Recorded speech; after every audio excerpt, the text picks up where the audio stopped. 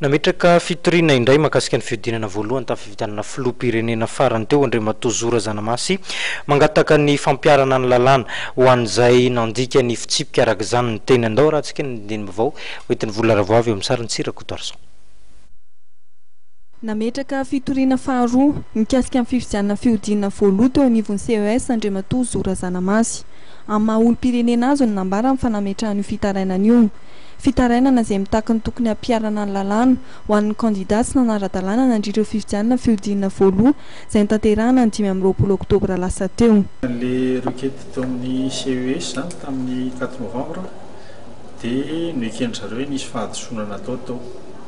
Dia izay fahadisoana izay raha tokony ho izy tokony misy fepetra raisin'ny manam-pahefana zany hampiarana ny lalàna. Satria raha ohatra zany ka miara-miaintsika anatina toerana anankiray dia misy ny atao hoe contrat social. Raha ohatra ianao ka manan-karama koa ataoko ny asako dia mandray karama. Zay zany ilay fifanarahana. Mba hahafahan'ny olombelona miara-miaina dia tsy maintsy misy izay contrat social zay. Ary ny zavatra voalohany amin'ilay contrat social fanarahana ny lalàna. Rehefa misy olona zany tsy manara-dalàna dia tsy maintsy hampiarina izay lalàna izay. Raha tsy zany manjary mandika lalàna daholo ny olona rehetra dia tsy afaka miara-miaina tsika. Misy artiklena lalàna voatonona 3 dia ireny artikla ireny milaza hoe tsy azo atao ny mampiasa fitaovam-panjakana, tsy azo atao ny mampiasa fahefam-panjakana. Dia niekendry zareo fa nisy olona nampiasa an'izay matoa nisy vato ny foanana zany.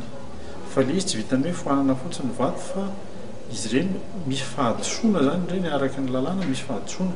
Dia rehefa misy olona manao fahadisoana dia misy sazy tokony hampiarina aminy. Tsy hoe fahafinaretana nampiaritra sazy hangataka olona saziana ho gadraina fotsiny fa mba hahafahan'ny mpiara-belona mahafantatra hoe misy zavatra tsy azo atao amin'izay tsisy manao tsony ilay fomba ratsy amin'ny manaraka.